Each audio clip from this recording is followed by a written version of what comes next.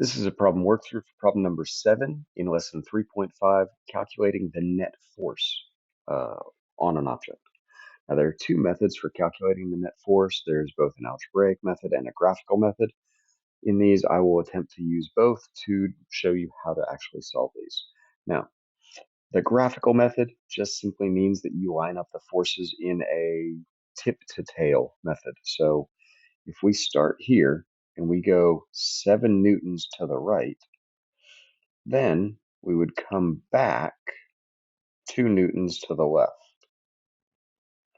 So if this is 7 and this is 2, algebraically, well, our net force is going to be from here. If we switch colors, our net force is going to be from here to here, this distance, which would be 5 newtons.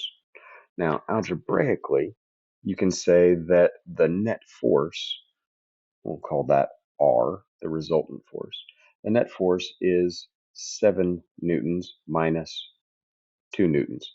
We can think of this as the number line, right?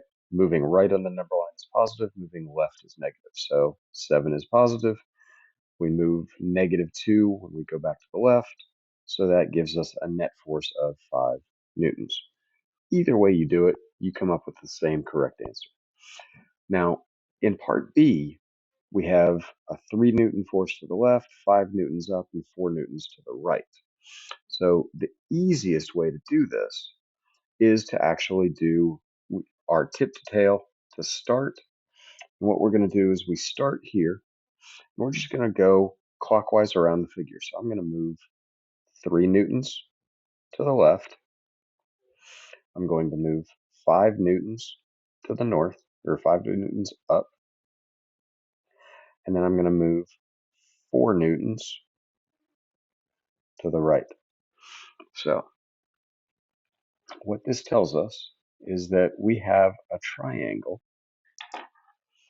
that is 5 newtons by 1 newton, right? Because if this is 4 newtons across and this is 3, then this difference is 1 newton. But the problem is our net force is actually like this. So in order to calculate that, we need to actually use the Pythagorean theorem. So R equals the square root of our two legs, 1 newton and 5 newtons. So 1 newton squared plus 5 newtons squared. Right, because remember that the Pythagorean theorem is that C equals the square root of a squared plus b squared. So the hypotenuse equals the square of the legs added together. So now we have the square root of, well, 1 squared is 1, 5 squared is 25, the square root of 26. For that, we would use our calculator. And when you plug that into your calculator, you get that the square root of 26 is 5.1 newtons.